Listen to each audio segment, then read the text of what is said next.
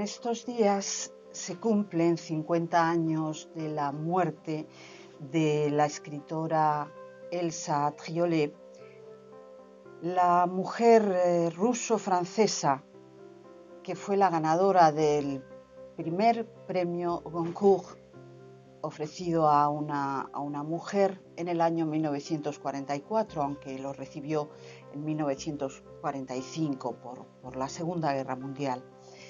Elsa Triolet fue la musa, esposa, compañera de batallas de Louis Aragon, el surrealista francés.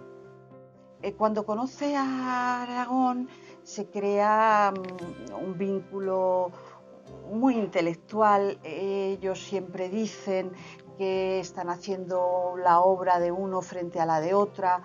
Aragon escribe un hermoso libro que se llama Los ojos de Elsa y luego más tarde, años más tarde, escribirá también otro libro que se llama El loco de Elsa, y además una canción, por cierto, cantada por Leo Ferré, porque Aragon escribió canciones que interpretaron Leo Ferré y muchos cantantes franceses. El libro con el que Elsa gana el Goncourt de 1944, que por cierto también fue el primer año que había una mujer en el jurado, que era la escritora Colette, se llamaba El primer enganche cuesta 200 francos. Eran historias sobre la resistencia, un libro que ella había publicado anónimamente durante la resistencia en ediciones de Minuit, y que fue luego valorado por la crítica, ya que además Elsa había estado en la resistencia con Luis Aragón y otros compañeros de partido. La vida de Elsa Triolet es curiosa. Elsa nació en Moscú en 1896 como Elsa Yurievna Kagan y procedía de una familia burguesa muy culta de origen judío. La madre de Elsa era pianista y el padre, Yuri Alexandrovich Kagan, era abogado. Lo importante es que en esos años, alrededor de 1880, el padre de Elsa y de su hermana Lili se dedicaba a la defensa de ciudadanos judíos hostigados en la Rusia del emperador Alejandro III. Según algunas biografías, Elsa era muy pequeña, tenía 8 años en la época más dura de los pogroms contra los judíos, y puesto que vivía en una familia privilegiada, pudo no sentir la hostilidad, la violencia que había en Rusia contra los judíos. Ella cuenta que realmente empezó a sentir el antisemitismo cuando en la escuela algunos amigos nobles, al enterarse que ella era de origen judío, no querían jugar con ella. Lo que le servirá, sobre todo, esa posición política de su padre, le servirá a Elsa para tener una clara conciencia de las injusticias. Eso hizo que fuera compañera de camino de los comunistas franceses cuando emigra a Francia, aunque nunca tuvo carné. Participó en la resistencia francesa durante la ocupación alemana y tuvo, tanto ella como Luis Aragón, una gran solidaridad con los republicanos españoles. Vinieron en el año 39, vinieron a España y tenían una gran amistad que luego continuó en Francia, en el exilio de Rafael Alberti y María Teresa León. Tenían una amistad, el matrimonio Triolet, con la pareja de Alberti y María Teresa. De modo que el amor a España y la rabia por las injusticias del mundo hizo que Elsa Triolet fuera una mujer absolutamente comprometida, y fue comprometida hasta el final. Por otro lado, el padre de Elsa era también el abogado de muchos artistas y creadores de Moscú, de modo que en la casa de los Kagan había siempre tertulias de grandes músicos, grandes intelectuales. Eso hizo que las dos hermanas, Lili Brick, por su matrimonio, que fue la compañera durante muchos años del gran poeta ruso Mayakovsky, hizo que esas dos hermanas, Elsa y Lili Brick, estuvieran siempre rodeadas de artistas y muy cercanas a todos los intelectuales de toda Europa. Eran unas chicas que se habían criado además en varios idiomas, hablaban perfectamente francés y alemán, con los padres habían viajado ya desde niñas por toda Europa, conocían Venecia, conocían París, Berlín.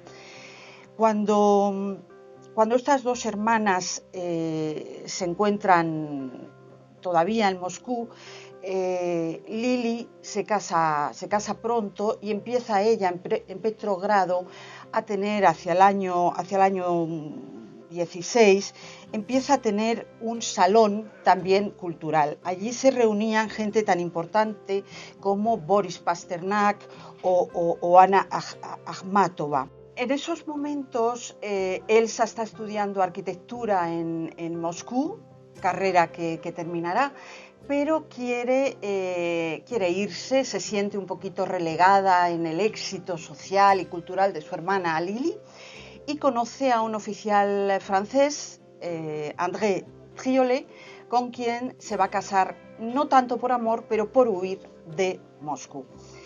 En julio de 1918, Elsa se embarca con su madre con destino a París para casarse con Triolet.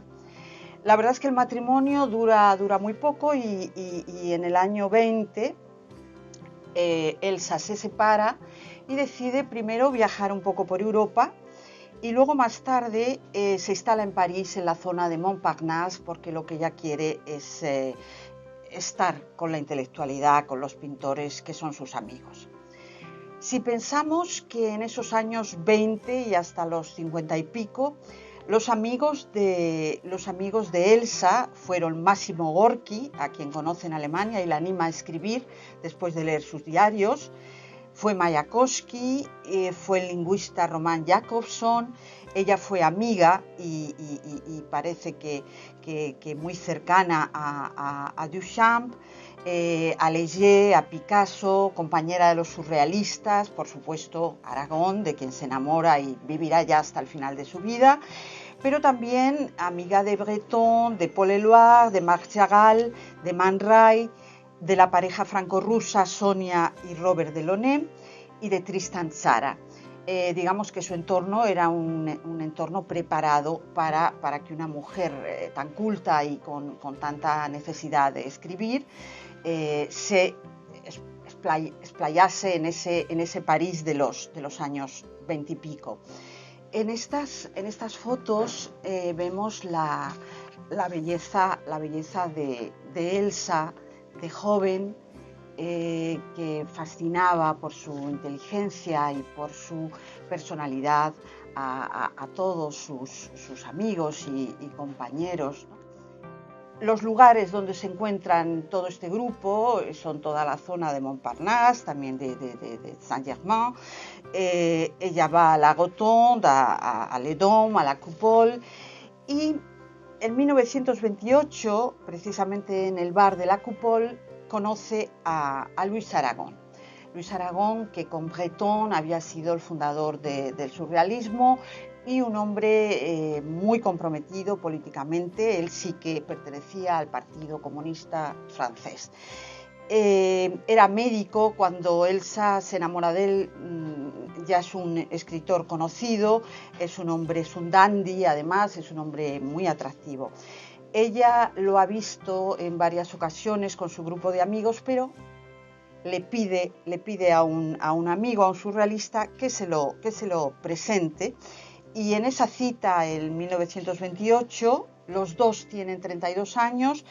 El amor surge de inmediato, el amor y la complicidad, y en muy poco tiempo se instalan juntos en el número 5 de la calle Campagne Première de París.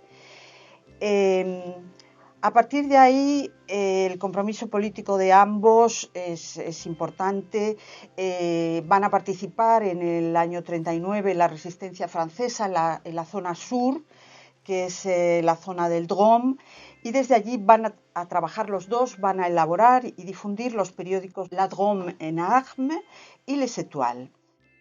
Ella ya está escribiendo los relatos para la sedición de Minuit, con los que ganará luego el Goncourt. Y curiosamente, cuando se acaba la guerra, ella asiste en 1946 al proceso de Nuremberg contra los dirigentes del gobierno nazi, los que habían sobrevivido y estaban prisioneros. Y ella escribirá sobre ese proceso para Les Lettres Françaises. Hasta qué punto el compromiso del Satriolé en lo político tenía una hondura que podía tener que ver con esas injusticias que había visto desde niña en Moscú. Ella no dejó de escribir nunca. Sus primeras 3 novelas las publicó en Moscú, aunque ya vivía en Europa, y en ruso. Escribió Tahití, Fresa silvestre y Camuflaje.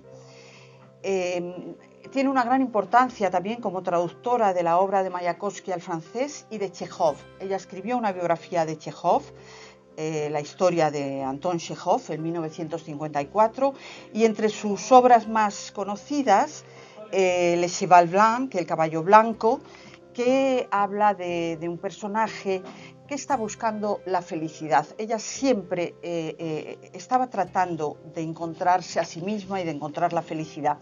Es curioso porque cuando ella gana el premio Goncourt, unos años más tarde, en 1948, ha escrito ya también varios libros, ya todos en francés: Buenas noches, Teresa, Mil lamentos, El caballero blanco, Nadie me quiere.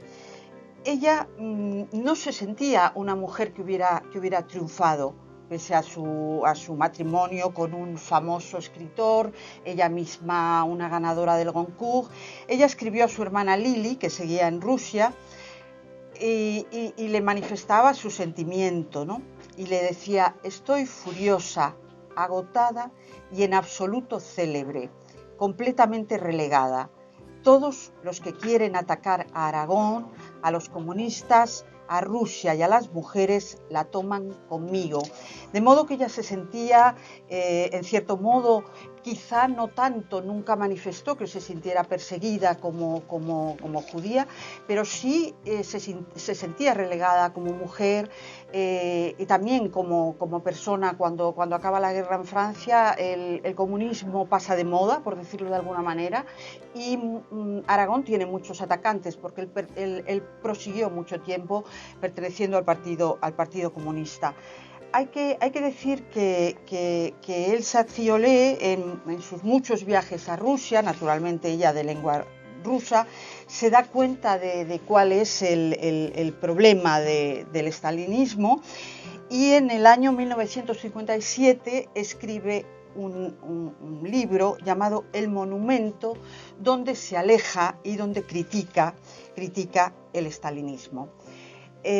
Los últimos años de Elsa, siempre al lado de Aragón, en las fotos que vamos a ver después, lo vemos, eran una pareja tan famosa como Sartre y Simone de Beauvoir en su época, pero quizá luego han quedado más desconocidos para el gran público, cosa que ella ya de alguna manera avanzaba, ¿no?, en ese sentimiento de que no era tan conocida como le hubiera gustado.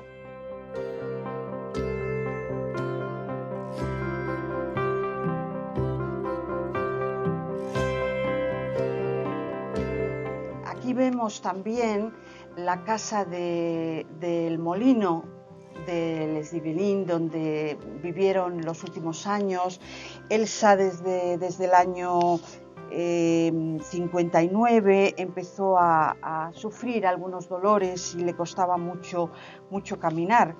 Pero a pesar de todo, ella tenía que organizar un poco la vida porque Aragón se ponía bastante nervioso cuando ella sufría. y tenía que ser ella la que organizara la vida. Fueron muchos años de amor, aunque él había sido un hombre bastante libertino anteriormente, había sido novio, amante de Nancy Cunard y de algunas bellezas del periodo de la Primera Guerra. Al final, la pareja está enterrada en su molino, que ahora es una residencia de conferencias y dedicada a la memoria de tanto de Luis Aragón como de Elsa Triolet. Una mujer, como hemos dicho, comprometida, fue una mujer valiente, una escritora exigente consigo misma, y creemos que en este 50 aniversario de su muerte, murió a los 74 años, en 1970, en su casa de Les Yvelines, creemos que merece ese reconocimiento.